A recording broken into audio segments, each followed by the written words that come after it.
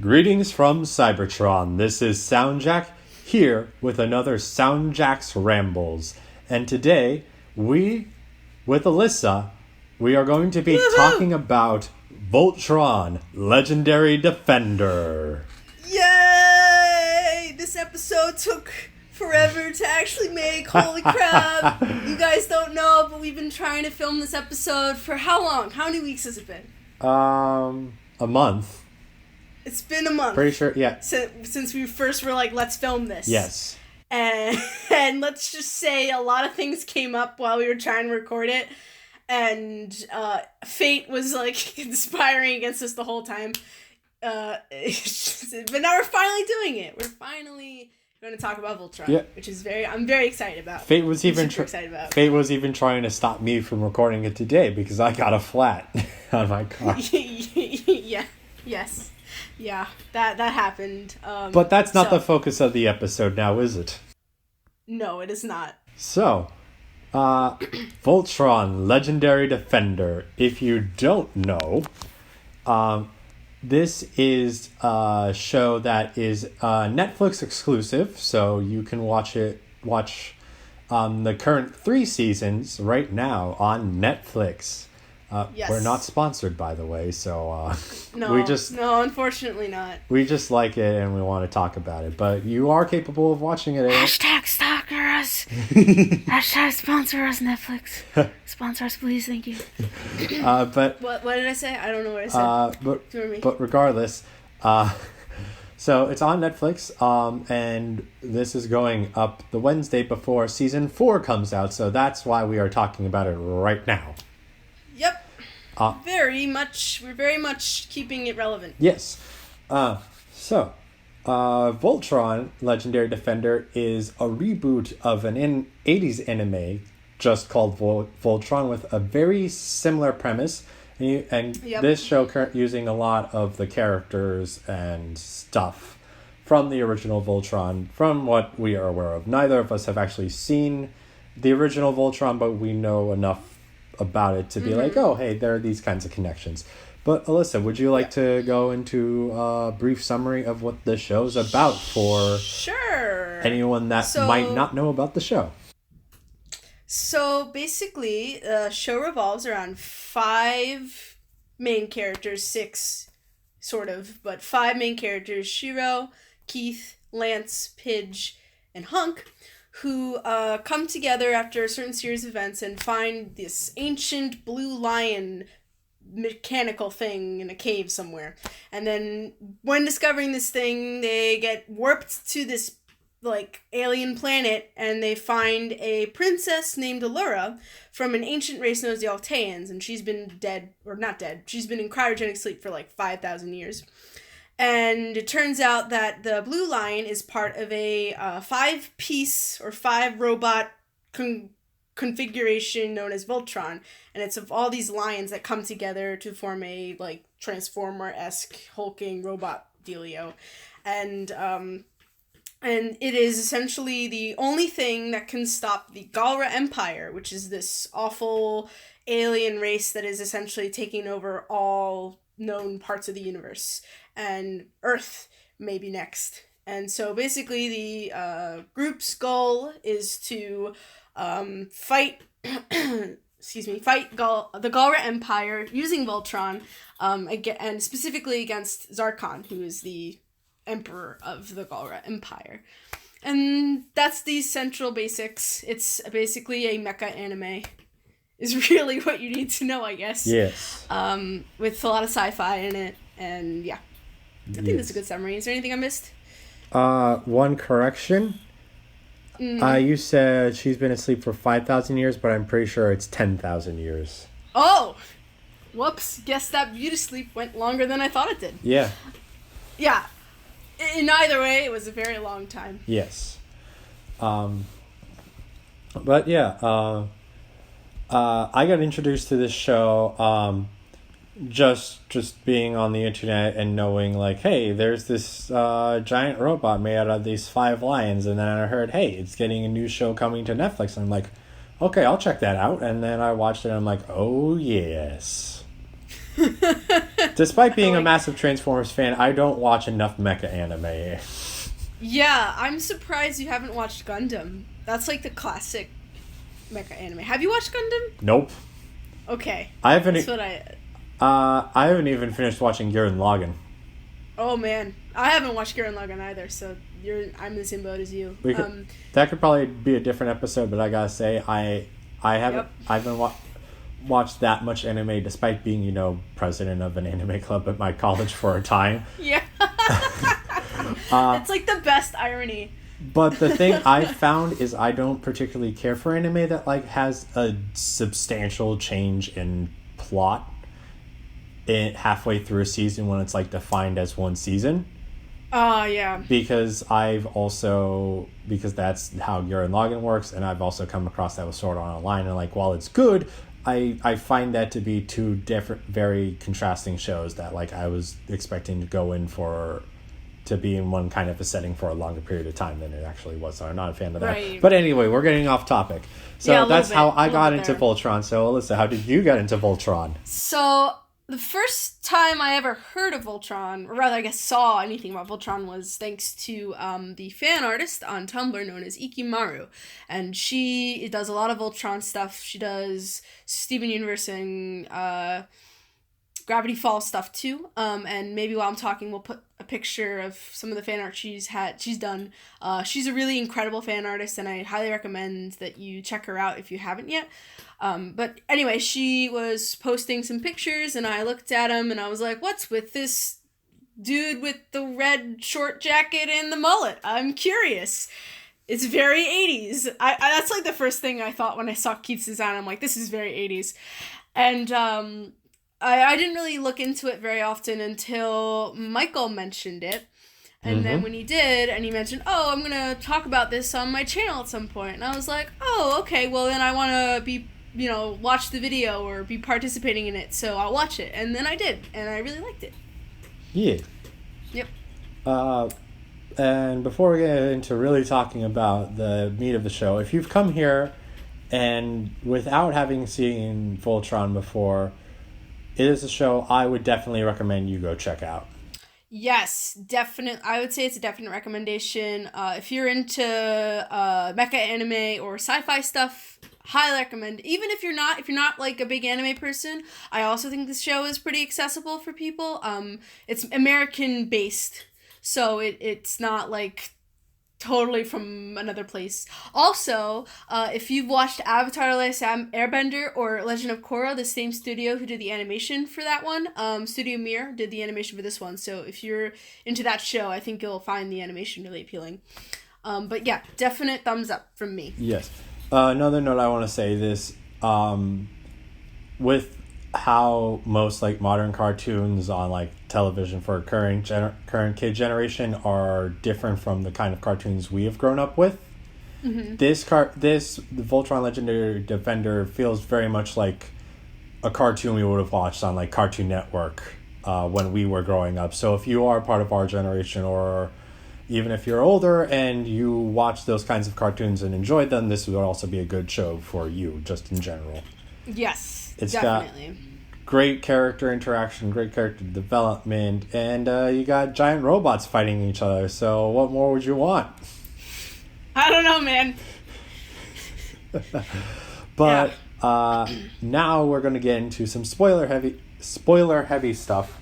Yep. So if you don't want to be spoiled, stop the show, jump on over to Netflix and watch everything, and then come back and finish watching this. Yep. Unless you don't care about being spoiled, and then you've been warned. Yes, exactly. All right. Let's get in. Let's do it. Let's dive in. Yes. All right. So let's start with talking about the characters. Alyssa, who would you say is your favorite character of the entire show? Let's start with just the main characters. Pidge, hands down. Hands down on the table. All flat. Hands down. All of them. Maybe even feet down as well. I really like Pidge. She's super cool. I like how she's really passionate about like her family. And I also really like how she's such a nerd. Oh my god. Oh, it's wonderful. I love how there's like every time there's a robot, she just is like, oh my gosh, I need to know everything about it. And I'm just like, you go, Pidge, you follow your dreams. Yeah, she's great. I love her a lot. She's definitely my favorite character. Mm-hmm. What about you, Michael? Who's your favorite character? Ooh, you got me on that one though. It would probably be a tie between Pidge and Hunk. Hunk's also great. Yeah. He's such a softie. Yeah, he's such a softie, but he's also able to talk with Pidge on pretty much a similar technological level. He just doesn't have the same skill. He's got the knowledge. Oh, yeah. I think he's an engineer. Yeah, he was an engineer, so he's able to keep up with Pidge. Yeah, so, and I think his specialty is more like cars and stuff. Or not cars and stuff, but like... Well, ships. Ships, yeah. Like engines and that kind of thing. So he doesn't have the tech... He's not like the computer techie person, but they do get along in that same realm. Yes. Yeah, and he's just so. I do want him to get more character development though. I think yeah. I really want that to happen. I think he's probably has the least amount of character development out of all the characters so far. Is that fair? Yeah, I like in terms of backstory and that kind of a thing, he's certainly on the lesser side. Mm-hmm. Out of the main characters, he'd be at the bottom, but Lance would be kind of close because we don't know a whole lot about his past and more so just of how, and he's got a bit more character stuff to him just because of his interactions with the rest of the cast. Yeah. Mainly with his interactions with Shiro and Keith. Mm-hmm. Definitely. And to an extent, we were he seemed to be the one we were following in the first episode. Yeah, he was like the point of view character for that episode, and then after that point, it kind of leaped around to who was the point of view character. Speaking of Lance, I love how like dense he is. I think one of my favorite parts was when when Pidge revealed that she was a girl, because for the most couple episodes in the first season, you assume she's a boy, but then it comes out that she's a girl, and then she's like, I'm a girl. Lance is the only one out of the entire crew who's like, what? And then everyone else is like, either like, oh, I knew it, or I had a feeling, or like, oh, I didn't know, but like, that's fine. He was the only one who was like, I can't understand, it does not compute. And I find that so funny that he's just so like in his own head. Yep. He's a real narcissist. Oh yeah, definitely. Yes. Yeah. Sorry. No, you were gonna say something, so you go say what you want to say. I'm gonna be. If you're saying something about Lance, I'm going to be moving off this particular topic and getting back to the whole other characters with not as much character development. Sure, yeah. So if you had something else you want to say on this topic, this point, I think Allura is also really great. I think seeing her development has been really cool, especially with like the third season and how she became part of Voltron and like had to accept that role, and how she was like, I love how the fact that her problem and her like difficulty or the hurdle with that was trying to overcome, like, what am I trying to say? She was very much like used to commanding people, like saying, because she's a princess, she was like ordering people and like telling them to do this, telling them to do that. But like, I guess what she had to learn was like sort of to like accept, like, I guess that she can't just order people, that she has to like connect and kind of have that give and take, instead of just. She's basically the Princess Leia / General Leia of this revolution against Zarkon and the Galra. Yeah. And now she's a part of a lion combiner, and she's not the head. Yeah. So she can't be in charge. Yeah, and then there's also the fact that like she was rejected by the Red Lion, which was her father's lion, and that was a huge blow to her. And I think that was really interesting too. Like how much connection she had with that, and how much she wanted to take that role. But I think it's great that she's found her footing and that she, has accepted where she is, and that's really great. Yeah. Though the setup with the season 3 setup is didn't stay as long as the writers wanted. Oh yeah, because toys got to get sold, right? That's the most important thing. Yeah, if you haven't heard, season 3 of Voltron is currently the shortest at only 7 episodes. They wanted the writers wanted to be a full 13, but from executives on high, they had them shorten the season so Shiro could come back sooner, because they didn't want him off on his own for too long, off not being able to sell the merch too long. Yep. Even though Shiro, I'm not saying he's gonna die. I mean, he's probably not going to stay around for that long. Like, I imagine that, for reference too, it's important to note that Shiro is the only character out of the entire roster of main characters that was added for this reboot. He was not in the original Voltron. Yeah. There was a similar thing had happened in the original Voltron, where the original pilot of the Black Lion was removed very violently, if I recall correctly. I'm pretty sure the original pilot for the Black Lion got cut in half. Oh my god. Fairly gruesomely. That sucks. If I have the wiki open, so I can quickly look that up and double check. if you can double check that and figure out what that person's name was. And they were just kind of made there to die until they could make the original, to make the main setup with Keith as the head, and then Allura, and then Lance, and all of that. But actually, of note in that one, Lance was always the pilot of the Red Lion, and Keith was the pilot of the Blue Lion until the. You mean the Red Lion? Who's the pilot of the Red Lion? Oh, in the original? No. In the original cartoon, Lance was always the pilot of the Red Lion, but had the blue suit. Oh. Right, because and then Keith was the I guess. Yeah, because they didn't care about the right colors. Right. And then in this one, they decided to change it up so as they could get to the right colors. But regardless, it seems like the current setup is the setup they were always trying to get to, because that's what the primary original setup was. They're not getting rid of Shiro yet. No. Not yet. But despite coming back, he's still no longer the pilot of the Black Lion, because the Black Lion still rejects him for whatever reason. Yep. Yes. Which we don't know, and may or may not be involved with this. Was it Operation or Project? Operation Curon? Yeah. However it's pronounced.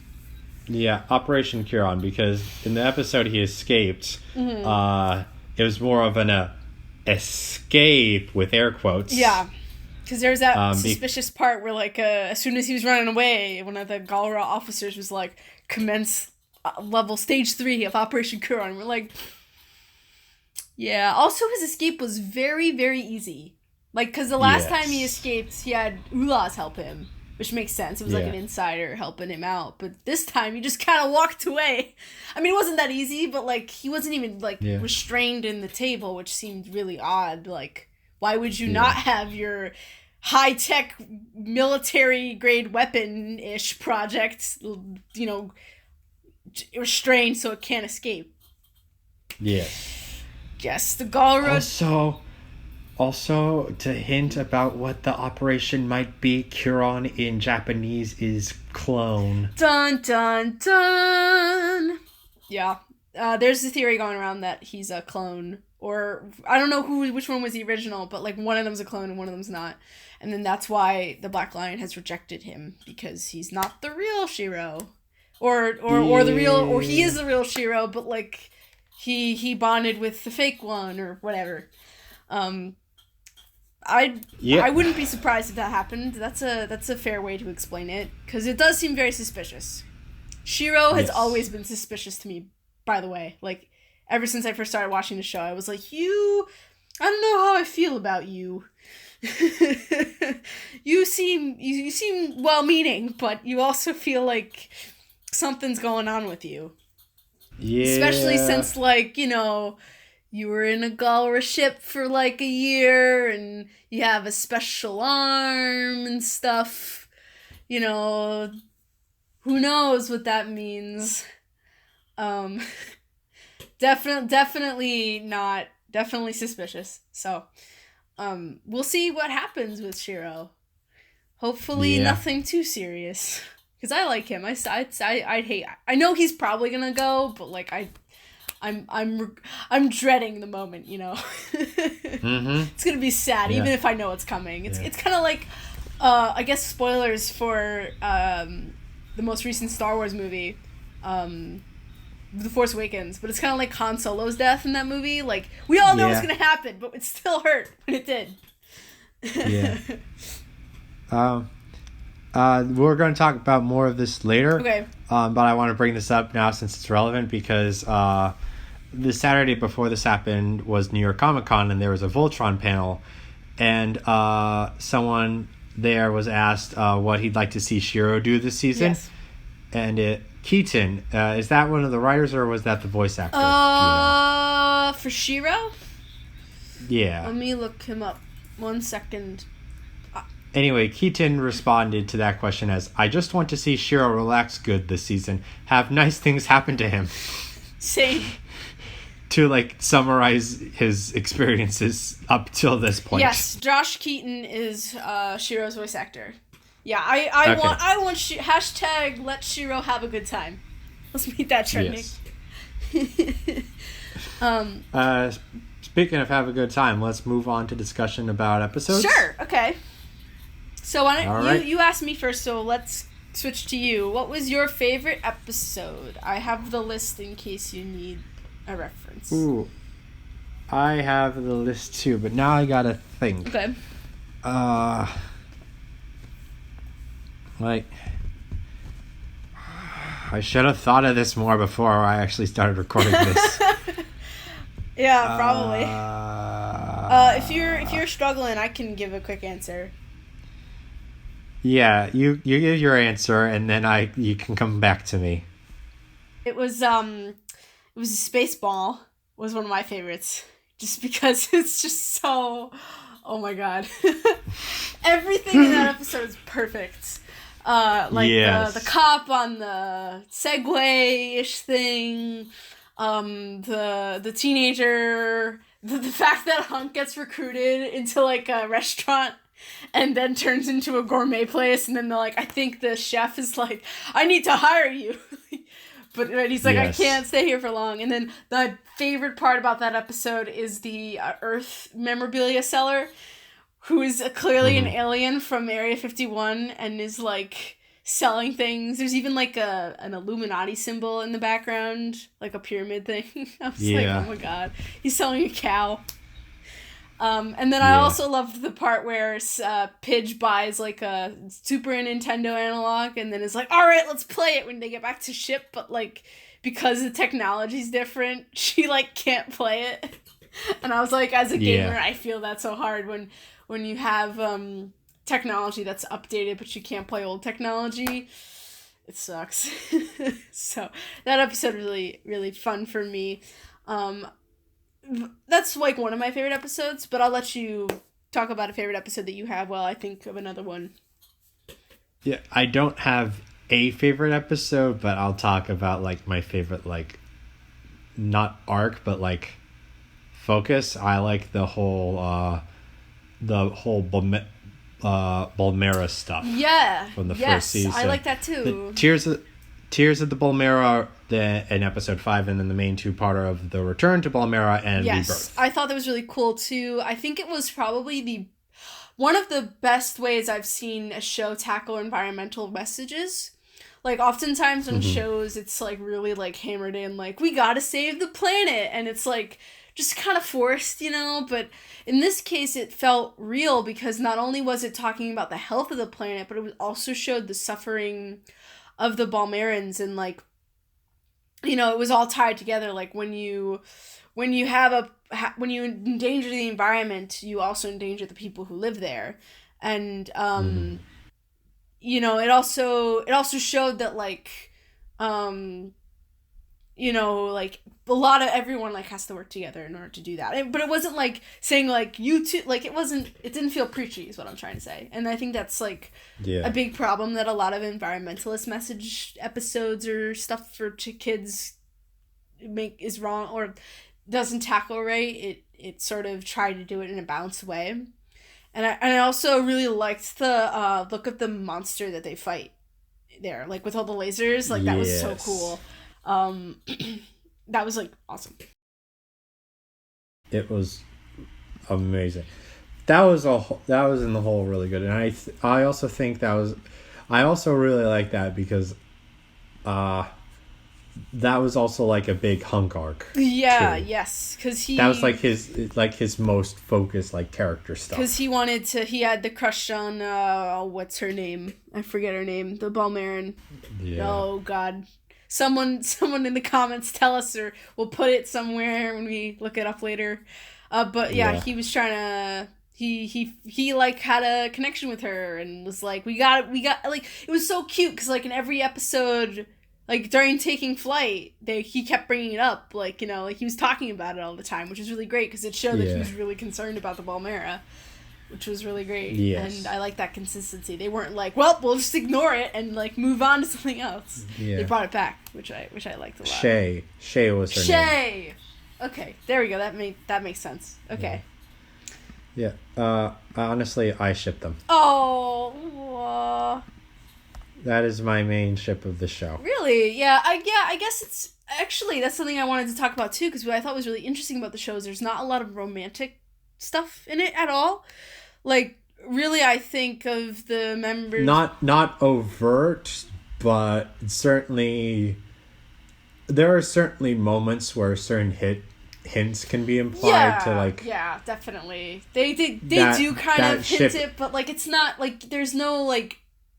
It's not like with other shows where... you clearly see that romance or the romance happening. It's the crew, the Voltron crew definitely feels like a family and a crew first before like a romantic pairing second, which I really like. Yes. I think that's the best way to like do it. Like I want to see them first become a family, and a crew first, and then a romantic involvement second. I think that works better. And I want to say Hunk and Shay are probably the most overt romantic coupling, I guess, that we've seen in the show, unless I'm stupid and have been missing some signs. Or at least, like, I think that from right now, so... I mean, Zarkon and... Hagar, yeah. I mean, but they're married, so it's, like, kind of given that they're romantically involved, so...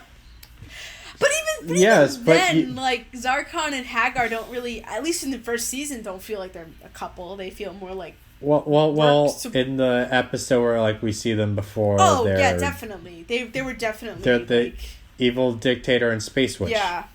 And also, you can definitely tell that Zarkon totally has the hots for her as soon as he sees her. Like, he's just so awkward He's like...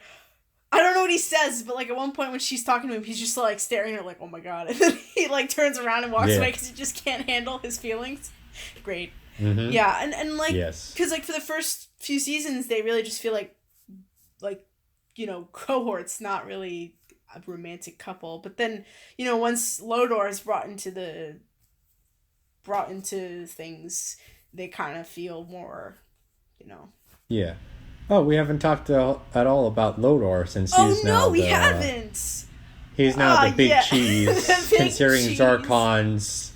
Zarkon's sitting in on life support. Oh, yeah. Zarkon's essentially been kind of conveniently inconvenienced, if you will. Yes. As CinemaSins would put it, how inconvenient. Because, like, it's inconvenience, it's convenient. Yeah, I like that phrase a lot. Anyway, Lodor, I loved his reveal though. Like they pull him out and it's like anime pretty boy, and I was like, perfect. He also has the anime. He has the Sephiroth hair. I think of him as Sephiroth in my head. Like I call him Voltron Sephiroth because he just looks like Sephiroth. And I mean, I think Sephiroth, to be honest, is more threatening than Voltor to me. Oh my god. Yeah. Lotor to me, but he reminds me a lot of Sephiroth in the way he looks. Wait, did you say Sephiroth was more intimidating to you? Yes, Sephiroth is more intimidating to me. Mostly just because Sephiroth like kills everybody, and also like falls into the life force and like somehow survives. I guess Cloud does too, but I don't know. Sephiroth just he frightens me a bit more than Lotor does. Lotor still feels like he's in his like baby britches, you know, like he's still at the training. He still has his training wheels on as far as villainy goes. Maybe if he does something like totally like awful, then I'll be like, what? But he's also trying to be competent as a villain too. Like he's definitely more of the outsmart, outwitty kind of villain, whereas Zarkon is the more traditional, I will punch you to death kind of villain. So I think that contrast is interesting. Yeah, I do. I mean, Lotor is certainly an intimidating fellow, but not because he has the raw tenacity, ferocity behind him that Zarkon does, but rather he is so freaking charismatic. Oh yeah, he's the kind of villain that will get you on his side and then backstab you later. You know, and that in some ways is which we see him do in the first episode. Yes. He's in. Yep. There's some dissent in the ranks, and then he challenges the main dissenter. Yeah, I forget that guy's name. I know he showed up in a couple of episodes prior to when his first appearance was, but I'm blanking on him. Maybe he did, but he more predominantly appeared then and then later on. When, no, wait, I'm confusing that guy for oh my god, the Sendak? Yeah, I'm confusing him for Sendak. Yeah. Those are two different characters. Ignore me. Yeah. I didn't think that guy really appeared. If he did, he was a side character that wasn't really discussed at best. Yeah. But regardless, that was a perfect example of how Lotor rules. For any Transformers fans watching, he is such a Beast Wars Megatron. He is such. I can't do the yes because my voice doesn't go that low. Yes. Excellent. Yes. I haven't watched Beast Wars yet, and I still find that funny. Yes. Yes. Oh God. But again, because he's got the same level of high charisma to keep his troops in line, as he can, has the large plans to keep him, has better cunning, rather than in pure strength, but still has substantial strength behind him because he's got the combat prowess and all of that good stuff. Yeah. He's also interesting because he's a half-breed. Yes, he is. As the Altean and Galrin is the... Yes, because Hagar was known by a different name, was actually an Altean scientist. Yes. Who got some the dosage of that sweet quintessence and couldn't stop. R.I.P. And then all of Lotor's party main followers are also half-breeds and are all female. Yeah. Which is cool. Which the only reason why I particularly note that is significant is because I've noticed that besides Hagar and the Lotor's crew of 4, there seem to be no other females among the Galrin. Yeah, we have not seen a Galrin female, which is interesting because we know that one has to exist, or at least probably exists, because there are pure Galra. Yeah, so you would assume that or they're genetically cloned. They could be an asexual species. Well, they can't. They can't be. No, like they use science to reproduce because the males died off. The females of the species died off somehow. Actually, there are some. I mean, this is mostly like plants, but like there are some organisms that have asexual and sexual reproduction. It just depends on their life cycle. I don't think that it's the case with the Galra because they're more based on animals, and that's very unlikely in animals. But who knows? It is an alien race. Yeah, because even when Allura, like, with her species chameleon abilities changed into a Galra soldier, I'm pretty sure she used a deeper, more masculine voice to invade. Yeah. So yeah, I wonder, maybe the Galra are only a male species, or something happened to all the females and they all died out, which would be interesting. Yeah.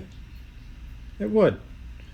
But I feel like we're going to get that because there is a lot of good universe building. And so, and with that, let's move on to discussing specific moments within the show that we like that are removed from episodes that will probably tie into so I want that topic a bit more. Do you want to go or do you want me to go?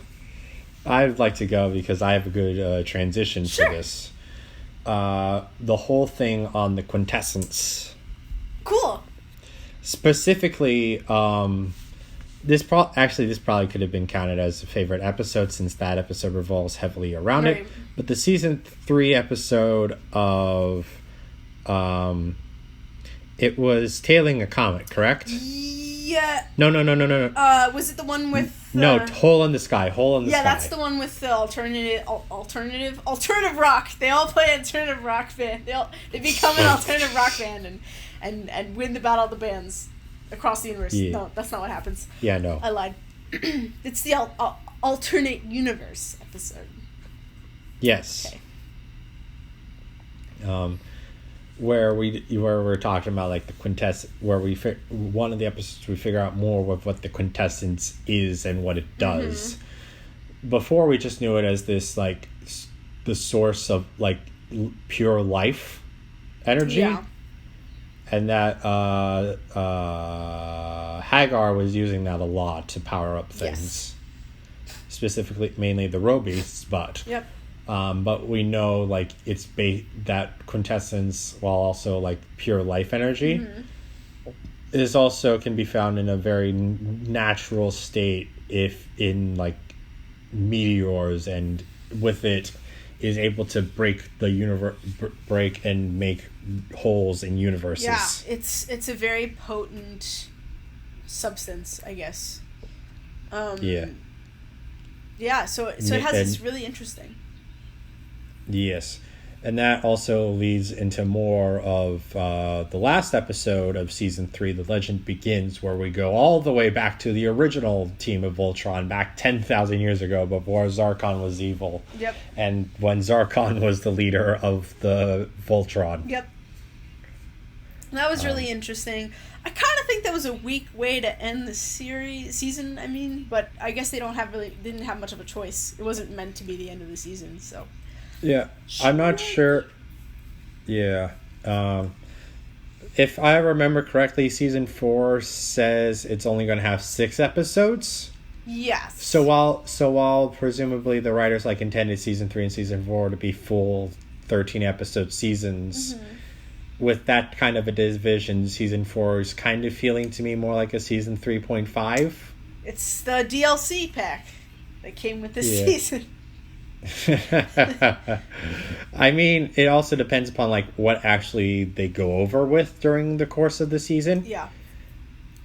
Because like, especially if like they're in like the last bit of the season is like a direct confrontation with Lotor and figure out what Operation Curon is, then it's definitely going to be season 3.5.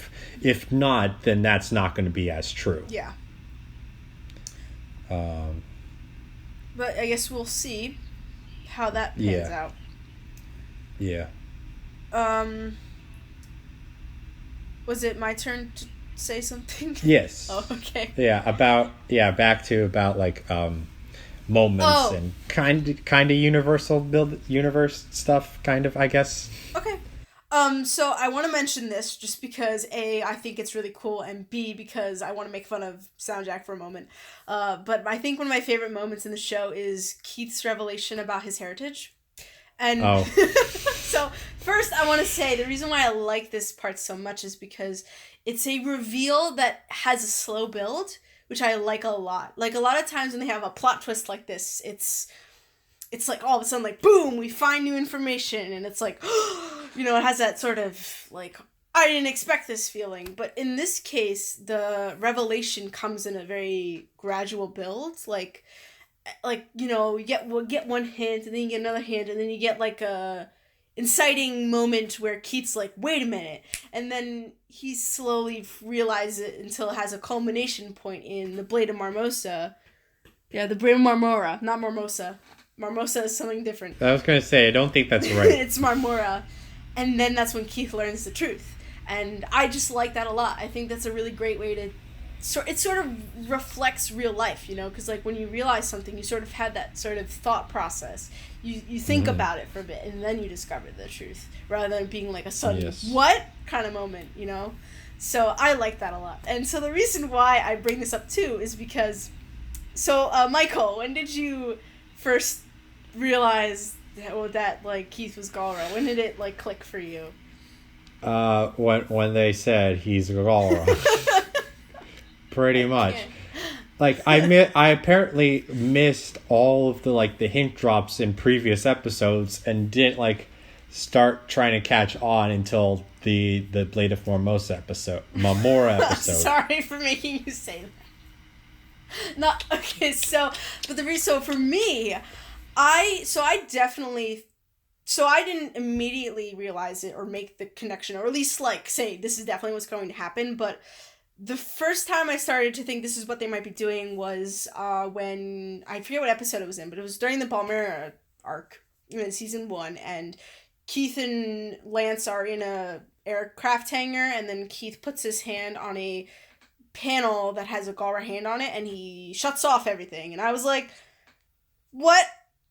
Like, what? Why did he do that? And it was, you know, they mentioned, like, how did you do that? But, like, they kind of brushed it off, and I was like, you know, that doesn't sit well with me. Like, like, in all the previous episodes, they've made a point of showing that, like, you know, they would use, like, a sentry hand to activate switches, or Shiro would use his hand, because he has Galra Tech on his hand. You know, so how did Keith do it? Did he just magic it open? Like, what? So I figured out, I was like, okay, something's going on with Keith. I don't know what it is, but it has something to do with Galra somehow. And then, at the season finale, Zarkon said to Keith while they were fighting, like, you fight like a Galra soldier. And I was like, oh, there it is. I mean, that's just foreshadowing written all over it.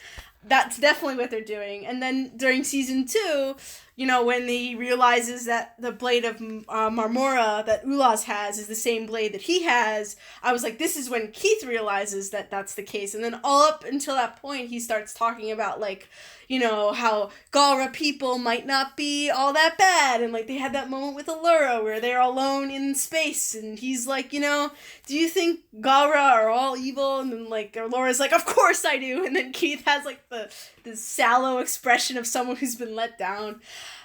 So yeah, pretty much at the end of season 1, beginning of season 2, I was like, that's probably what's going to happen. And then it did. And I think that was still worked. Like, even if it wasn't a surprise, I think it still, like I said, the build-up was perfect. So that's probably one of my favorite moments in the show, just because it was so well crafted as a plot element and a character development moment too.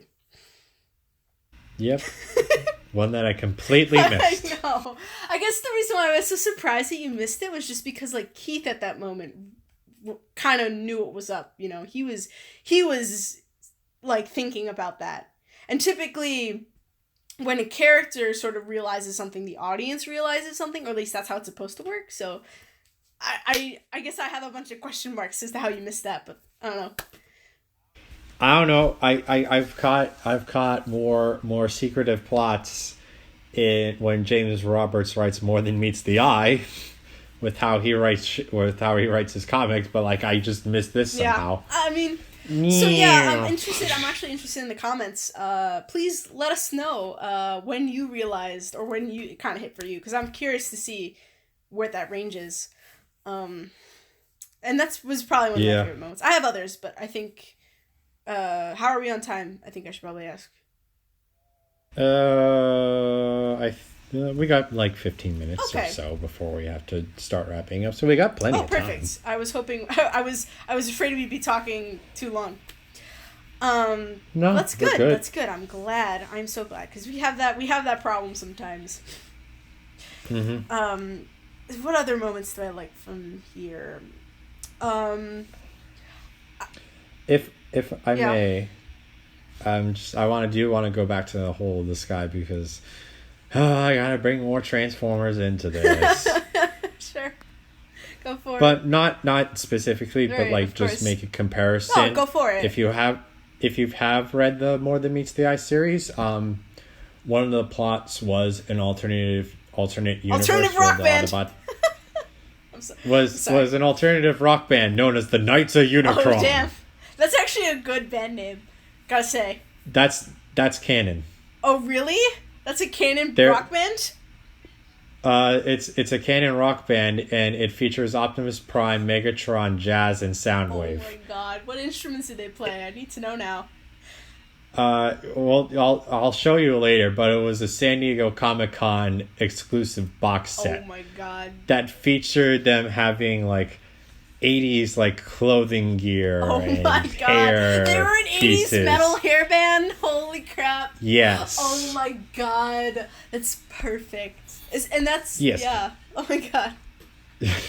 Again, but more so the point of an alternate universe was written in More Than Meets the Eye of what happened if the Autobot Decepticon war never happened, and Cybertron was supposedly at peace, but saying that the ruling system ended up being either as bad or possibly worse than the Decepticons. Which the alternate universe we happen to go on also posits a very similar notion, showing that at the start of the war against between the Alteans and the Galra, the Alteans ended up winning out, and have also been taking over the galaxy and doing very not good things. Yeah, I think just in different ways than the Galra have been doing. Yeah, I think one of the things they did was they like would enslave people, but instead of like literally enslaving them, or I guess they still enslave them, but like instead of like the traditional like in chains forcing people to work, they like embed like a chip in their brain to like control them, or like to sedate them rather, and that's really creepy. Yes. That was really creepy. I also have to, like, shake my head at Allura at that moment when she was like, this is for the good. Like, she was, like, really into, like, helping them out. And I was like, Allura, how can you not realize this? I mean, I know she was blinded by the fact that, like, these are her people, but... yeah. Come on, man. You're smarter than that. You got those brains. You can use them. I mean, she did end up figuring it out. Oh, yeah, of course. I was like... Because they were not entirely upfront to her about all of that stuff. Yeah, that's a good point. Because I'm pretty sure we figured that part out with the other paladins. Yeah, Allura was like the last one to connect the dots. Yeah. And she didn't have it like really explicitly mentioned to her until she decided to refuse helping them out. Yeah. Oh, I wanted to mention this really quickly, but Slav is just... Oh my god. He's just... I like to think of Slav as like... I don't know, like social anxiety if it was like a person. Well, the main universe Slav. Oh, yeah, yes. The alternate universe Slav is just like... Yes, this is the universe where everything works out correctly. Yeah, he's just like, I'm aware of the alternate universes, but I'm okay with it. Yeah. Yeah, and Slav is really funny. I like how he was built up as this really big genius, you know? Like, he is a genius, but, like, they kind of built this up as, like, this really important guy that was being locked up, and then when you find out who he is, you're like, oh. This is who we have to save. I also love how Shiro is, like, he's such a polite guy, you know? Like, he's really, like, he doesn't want to insult people, and he you can tell that, like, Slav is, like, pushing him to his breaking point. Like, he's just, like, even when he yells at him, he's like, I'm really angry, but I don't want to upset you because I'm respectful to people, and, oh my god, I just loved how how he dealt with Slav. So great. Oh my god. Yeah.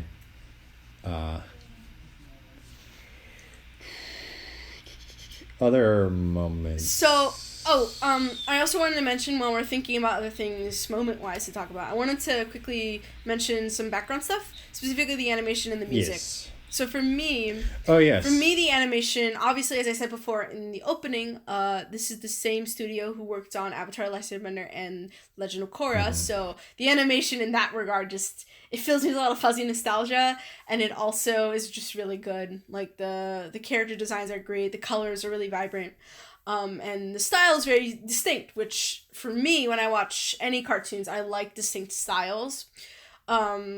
Like, I like to be able to pull out a character and be able to recognize where that character is from, even if you haven't watched the show. Like, that's the kind of unique styles I like. So I like that. I also think that it has, it has a... it has... I'm sorry. I was just laughing. Okay. I lost my train of thought now. God damn it. Oh god, now I've lost it too. I'll just tell the audience this. Alyssa's mother just walked in to the room she was recording, just picked stuff up from the predator and just walked out, and now Alyssa just doesn't know what's up. I just don't know what's going on. Oh, Jesus. I'm back. Okay, we were talking about the animation. Okay. we're yes. Back on track. Oh my god. Okay, so basically, they use 3D models in the animation, specifically with Voltron, and when it fights with, like, other monsters, and I think that typically when there's 3D and 2D animation, it always feels really weird, but in this case, I think it blends fairly nicely. It works so great. It's what, Transformers again. This is a Transformers channel. I can say Transformers things. I don't blame you for that. It's just weird because I usually don't have this much freeness to talk about Transformers elsewhere. But there are Transformers Energon and Transformers Cybertron are other cartoons that use 2D, 3D mixed style with 2D for the humans and 3D for the robots. And those are cartoons that it certainly does not work well in. Energon especially, Cybertron has moments where it's good, but certainly it's clunky and not up to par with where animation was for the mid-2000s. Yes. But this is freaking gorgeous. Yes, I definitely think that the 3D adds a lot of dynamics to, like, the action scenes too, especially when you can, like, maneuver 3D around, and that's hard to accomplish in a 2D setting. And I've watched a lot of anime that has 3D elements in it mixed with 2D, for example, Fate Stay Night, and sometimes it just, like, doesn't work, and you're like, ugh. But in this case, it does. Mm-hmm. And then a quick brief thing on music. In my opinion, I don't really like the soundtrack all too much. I think it's kind of generic. It's probably the only thing that I think is just in the entire series, and the theme song especially is just kind of like, woo, we're in space kind of vibe. Like, it doesn't feel as bombastic and interesting as, like, other, openings. In this case, like, it just doesn't feel very memorable to me. And I know, I guess the idea is, like, because people are going to be skipping it on Netflix, the intro's not that important. But, I don't know, you could still have, like, a cool intro, get people hyped up to watch the show. I don't know, what's your opinion on music? Yeah, have an intro, like, series of unfortunate events where you, like, want to watch the intro. Yeah, the intro for a series of unfortunate events is so, so great. I love it. Yeah. We will definitely be talking about that whenever, season 2 rolls around. And I will be nerding out to the max on that episode. But I won't talk about that that's like a tangent. Yeah, but back to Voltron. Yeah. So that's I don't. What do you think of the intro? I'm not, like, a fan of it. It's okay. I've seen better. Yeah, it's a good intro. I think it's a little more memorable than you give it credit for, but, like, there's not, like, memorable lyrics to it. It's just like got a memorable like bass theme to it. Yeah. I mean, I think the animation the music, for the like, intro is good, but the music that accompanies it is like okay. Yeah. It's maybe it's like on the gooder. Yeah. On the gooder side. Shut up. I'm sorry. Better. It's all good. The better side of okay. It's like on the better side of okay, but it's not. I've heard much better intros, and I thought it could have been a little more cool, a little cooler. So I'm gonna say. Yeah. Grammar. Study grammar, kids. Yes. But yeah. Besides that, and we'll have to make this a little quicker to try to wrap it up a bit. But I did mention earlier that there was some stuff mentioned about Voltron for season 4 at New York Comic Con this past weekend. Which unfortunately, I went to Comic Con, but I couldn't go Saturday, and I'm very upset about that. But we have the info anyway, so it's all good. Yeah. It's not like that there was a whole lot of info. It's just a few little bits. Mm-hmm. Like there's, they mentioned Paige is still looking for her brother. Yeah, I imagine this is going to become a huge plot point in the next season, I think. Especially since, what was it in season 2? It was the episode where they broke out Slav, and then she's like, "Oh crap, my brother!" Yes, like she found information about him, and she had to ignore it because of reasons. But I'm assuming that's going to become a bigger thing. As the series progresses. There was a clip of Shiro and Keith kind of like working on like their new dynamic with Keith being the leader of Voltron now, and Shiro not. This wasn't a video, but there was a comment that Hunk will continue being more of a diplomat during this coming season. And honing on that skill. There's a scene of Lance milking a cow. I really hope it's the same cow that he got from the Space Mall. Yeah. That's my hope. And then the main thing from all of the clips that they showed was a scene of Lotor going back to the home planet of the Galra, which was destroyed after a quintessence universal portal opened up in it. Yeah. Because he's going to be hunting down alternate universe things, and that's going to get interesting. Oh yeah, definitely. I mean, they've already explored the idea of alternative universes, alternative bands. These alternative bands are just going to come through and change the scene of rock forever. Lotor is starting a band with Sephiroth confirmed. Oh my god! They'll have a bunch of like choir in the background. Yeah. People who know Sephiroth won't get that joke. I don't get the joke because I have never played Final Fantasy or watched it. Oh. Shame on you. Tisk tisk.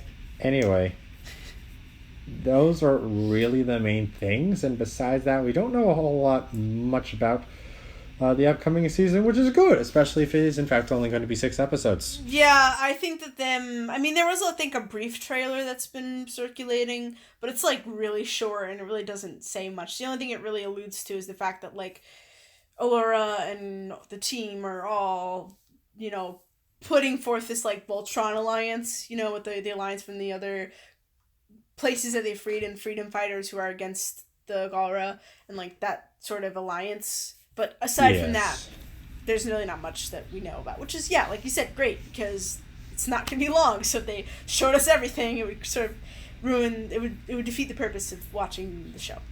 Yes.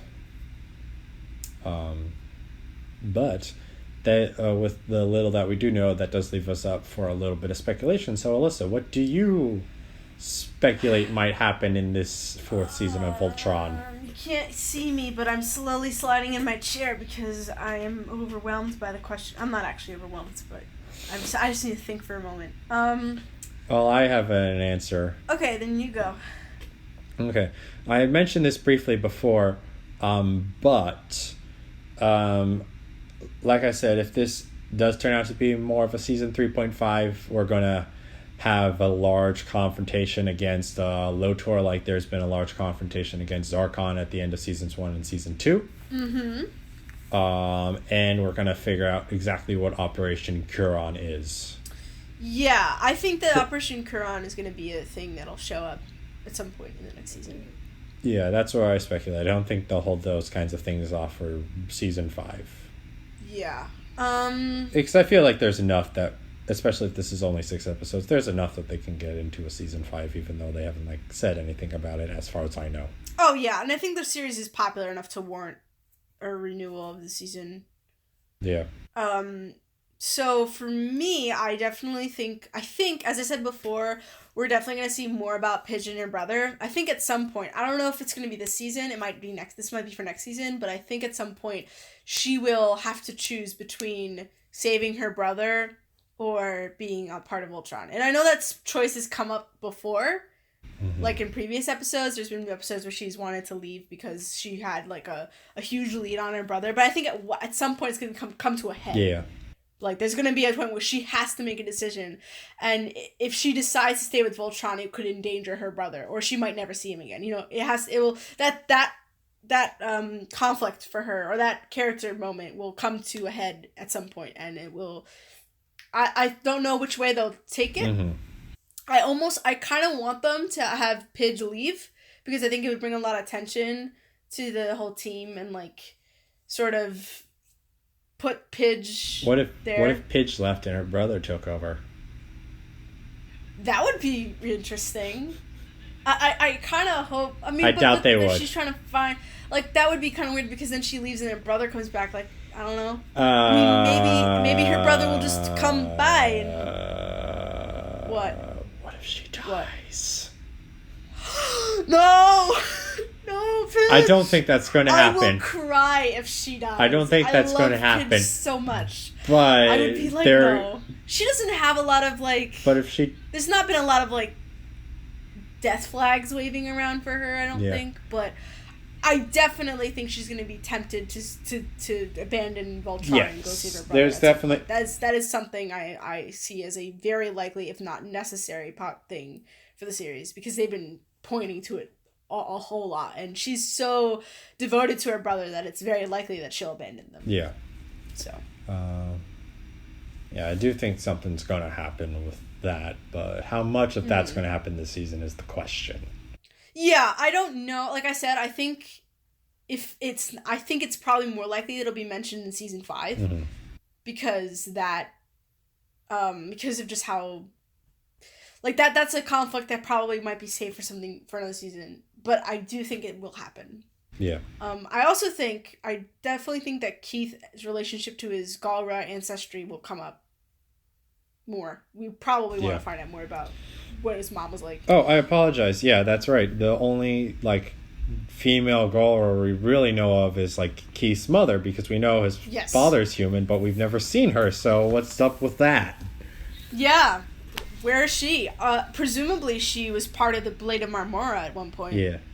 Because that's how he got the blade. Yeah. She's like the only female, and we've only had female girl, real Galra we know of, and like she's never been mentioned, and like who knows where she is? Floating off in space somewhere. She might even be dead, we don't know. Yeah. It's possible that she's dead. But we'll figure that out. Yep. Yeah. Cool. Is there anything else you'd like to say on Voltron Legendary Defender? It's super cool! And definitely, I mean, like, I don't know if I'd say Voltron is worth a Netflix subscription. That might be praising it too much. And I mostly like Netflix because there's other shows on it that I watch, but Voltron is probably one of the... I mean, I haven't watched a lot of the Netflix, like, original shows that are on Netflix, which is weird, but I think that it's really nice, and I'm very glad that I watched it. Also, this is what I wanted to say. Because that was just filler for me to get my brain on track, but... I'm really impressed with how much they're able to put in the show with only how many episodes they have. Yes. I think that's really where I'm always impressed with shows, especially TV shows that like have really condensed small seasons or episode length and are able to like put so much in it. Like you just feel so connected to the characters, and it's only been like 31 episodes. Like, I've seen shows that have this many episodes, but, like, nothing happens, you know? Like, it's all build up or whatever. Like, it feels like it's not going anywhere. But this one feels like it's going places. Yeah. And it's shorter than most syndicated television. So that's really great. And I'm really happy. That's like one thing I really want to praise Voltron for, is its ability to construct plots and characters and a backstory and everything with the amount of time that they have. What are your closing remarks, my friend, as I gesture to you in a way that no one can see? Voltron is an amazing show about robots and about humans as well, but it's not really. It's an. So I was about to say that, that could probably apply to like any of the Transformers shows, like that was amazing the show joke. about. Oh, was it? That was the joke. Oh, okay. I'm sorry for ruining your joke then. How dare you? It's okay. But no, it is a wonderful show. I am stoked for season 4, and I cannot wait for it to come out. And I want to hear what you think of Voltron, of what has happened in Voltron, and what your thoughts are for season 4. So please let us know in the comments down below.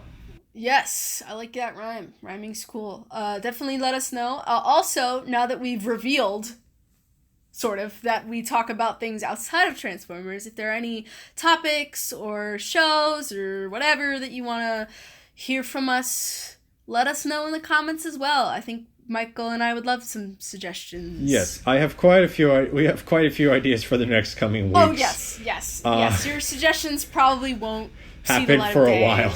For a while, but please still give us some suggestions. It might inspire us to do something before we think we will do something. Yes. Who knows? I don't think. Yeah, I haven't mentioned this quite clearly in other places, so I'll mention it now. I'll make sure to mention it at the beginning of the next Rambles episode. But instead of just being this like a talk, this is still going to be kind of a talk show, but this is going to be more of like a syndicated podcast type of thing that I want to try to do now, since we have moved over to a pure audio recording format. And it's a format because those dang video loading times are so taxing. It's also easier to edit, and especially since we're talking through Skype a bunch. But this is a format I like, so I'm going to, instead of just having a Rambles episode whenever I feel like it, I'm going to try to have this occur once every 2 weeks at the bare minimum, and have extra episodes on a weekly basis when we have things to talk about. It will fluctuate between things that are relevant, like Voltron is, and that we like, or things that are not necessarily relevant, but things we still think are what we want to discuss. And it's also going to include various guests besides Alyssa, and there will probably be episodes Alyssa won't be even involved on, just because she's not into certain things that I am into, and have other stuff.